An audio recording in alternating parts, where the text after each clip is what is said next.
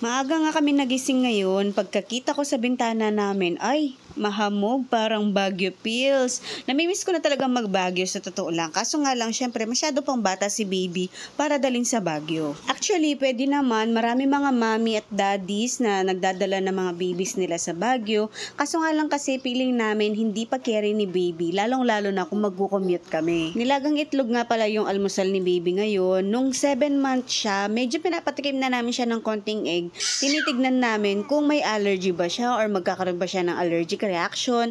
Buti na lang wala naman nangyari sa kanya. Marami kasi ako nakikitang mommies online na nagsasabi na hindi nga okay sa mga babies nila yung itlog, kaya kinakabahan talaga ako. Pero pinatikman namin siya ng konti at wala naman nangyari sa kanya. Napaka-healthy ng egg yung pinakagitna niya or yung yellow yung madalas na pinapakain namin sa kanya. After namin mag-almusal, eto for the laban naman ako. Automatic washing machine nga pala ito, kaya after kong ilagay yung mga damit, nag-ikot-ikot muna kami ni baby. Matagal ko na talagang pangarap magkaroon ng automatic washing machine, kaya last year, nung nag-bonus kami, nung November, sabi ko kay Mister, yun yung bibilhin namin para naman hindi na kami masyadong pagod at hindi kinakain ng maraming oras yung paglalaba namin. I-share ko na din pala sa inyo mga itong stroller na ginagamit ko kay baby. Sobrang laking tulong niya. Nung magbabakasyon na, sabi ko kay Mister, bilhin ko siya.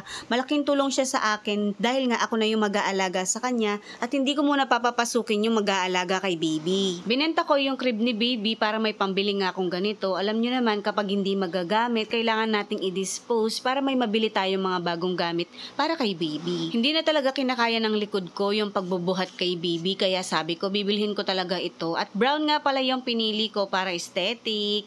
Ayan, ilalagay ko na lang sa comment section at sa yellow basket kung saan mabibili itong stroller ni baby. After naming mag-ikot-ikot ni baby, ayan, nakatulog siya. And then 30 minutes pinagpahinga ko lang, pinaliguan ko na din siya. Ito nga pala yung ginagamit kong cream kay baby ngayon at feeling ko naman effective siya kasi kumikinis si baby. Hulaan niyo kung anong ginagawa ng anak ko.